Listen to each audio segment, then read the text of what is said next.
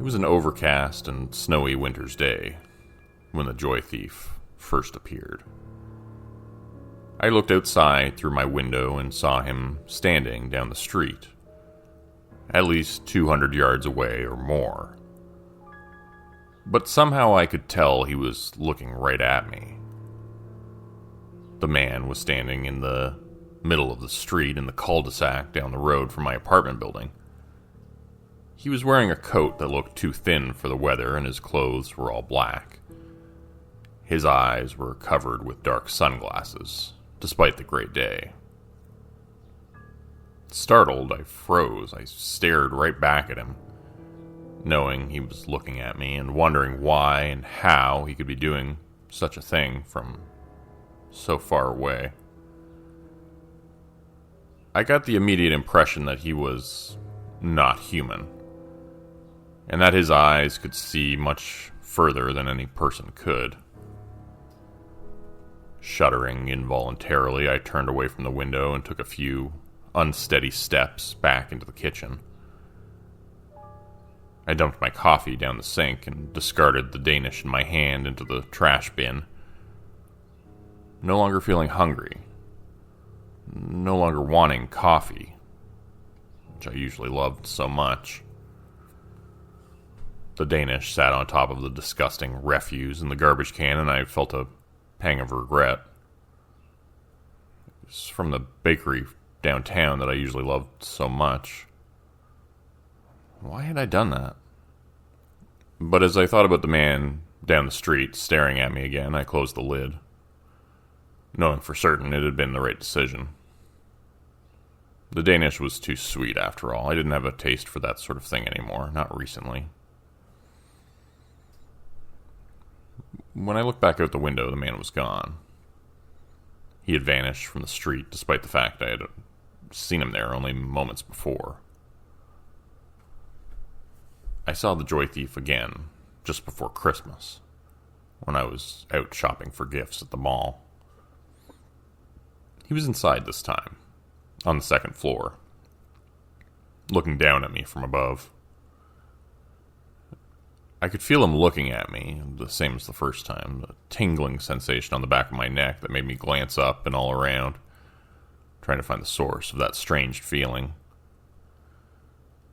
And then I spotted him. He was leaning against the glass railing and looking down at me through his sunglasses, still wearing those despite the fact that we were indoors. I noticed his hair was long, salt and pepper, gray in places too. He wore that same dark jacket and black pants, and his face had a slight overgrowth of beard, like someone who had not shaved for several days. Feeling an odd sense of déjà vu, I shuddered and looked away. When I glanced up there again, he was gone. I ran up to the second floor to see if I could spot him again, but I couldn't find him anywhere. I left the mall without buying gifts for anyone. My mind was too distracted, and I just wasn't in the Christmas spirit. Even though I usually loved the holiday season, it just wasn't the same that year. Instead of going to the family events as I usually did, I stayed home. Told them I wasn't feeling well. I didn't watch my usual Christmas movies or put up a tree either. And as a result, I felt strangely guilty about all of it. Melancholy and disassociation ruled my mind as I waited for the season I usually loved to pass by. Finally, after a long, harsh winter, spring came, and then summer. One day in July, my brother called me and asked if I wanted to go golfing with him. I told him of course. I always loved golfing. It's one of the few sports I enjoyed playing, if you could even call it a sport. It's mostly just walking and swinging a stick occasionally. Maybe that's why I liked it so much. We got out to the course and went up to the counter to pay our green fees. "That'll be $22.50, said the man in the booth. I paid with debit, and while I was waiting for it to be processed, I saw there was suddenly someone standing in the pro shop with us. A man in a dark jacket with black pants was standing in the corner, admiring the putters. A mirror was propped up against the wall, and I saw that he was not actually looking at the golf clubs. Instead, he was looking at me through the mirror, through his sunglasses. It was the Joy Thief, staring at me. I had already come to understand that was what he was, not a human at all, but a supernatural being posing as one. When I saw him, I felt freezing cold, goosebumps breaking out on my skin everywhere. Hey. I realized the guy behind the counter was shouting at me and had been trying to get my attention. I spun around, looked at him, and noticed his annoyed expression. He'd been trying to get my attention for a while, it seemed.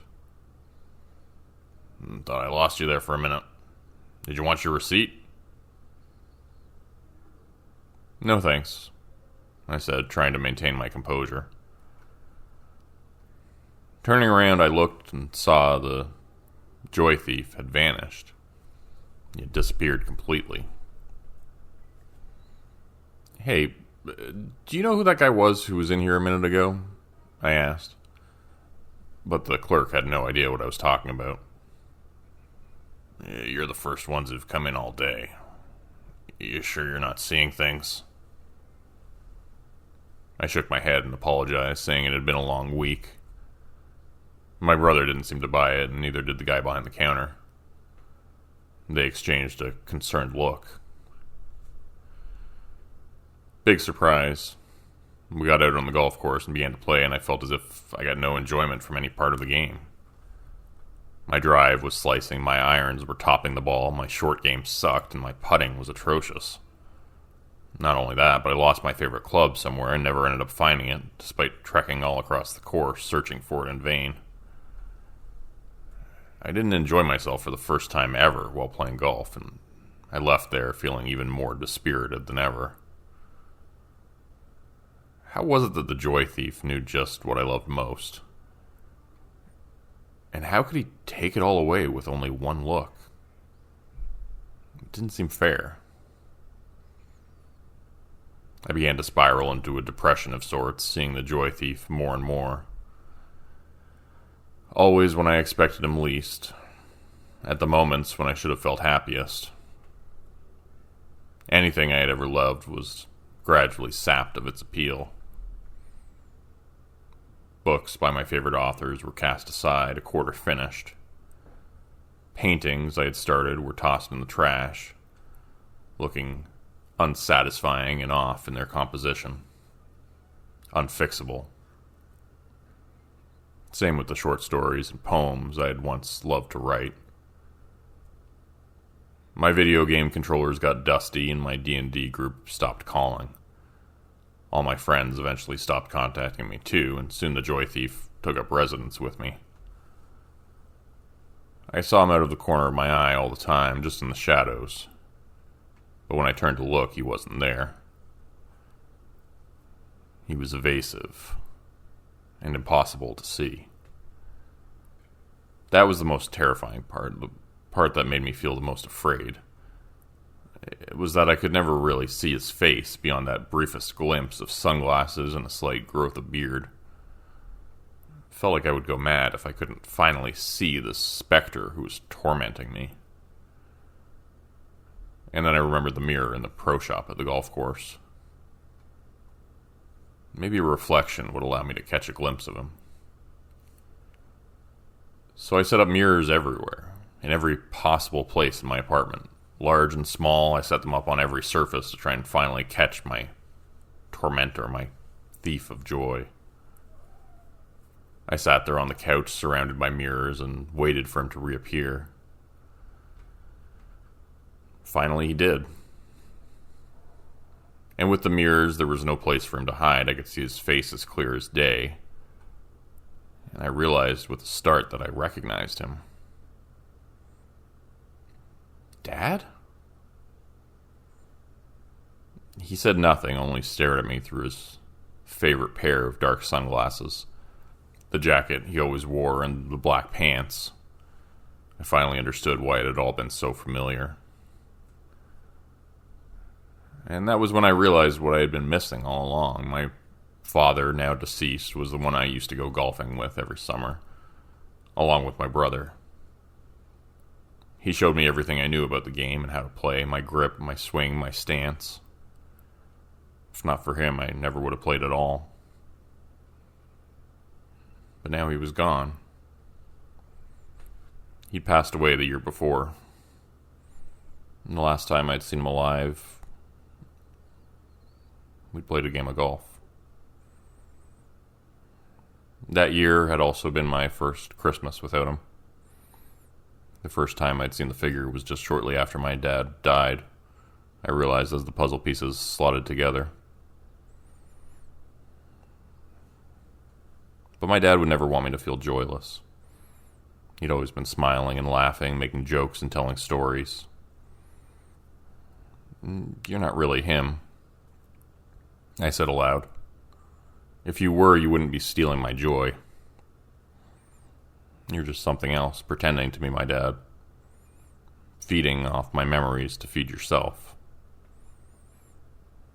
The thing masquerading as my father sneered and pulled its sunglasses down a bit, revealing the dark cavities in its skin where eyes should have been. "Take off that mask and show yourself for what you really are," I told the creature. It did, peeling off the thin facade of cracking skin that comprised its face. Immediately, its flesh crumbled like 1,000-year-old parchment paper. It turned to dust, and the creature revealed itself. I saw it was the size of a small fairy like Tinkerbell. Only it was hideous and deformed like a demon. "Die, you fucking parasite," I said with authority, swinging my fist around and smashing it against the wall like a cockroach. When I lifted my hand, it was gone, as if it had never been there to begin with. I've been feeling a little better lately. Things will never completely be the same again, I know that. But this summer I went out and played golf with my brother again. I found myself smiling and having fun. The things I loved, the things that brought me the most joy, they aren't going to come back overnight. And the joy thief could always come back and try to rob me of it all again. But I'm determined not to let him.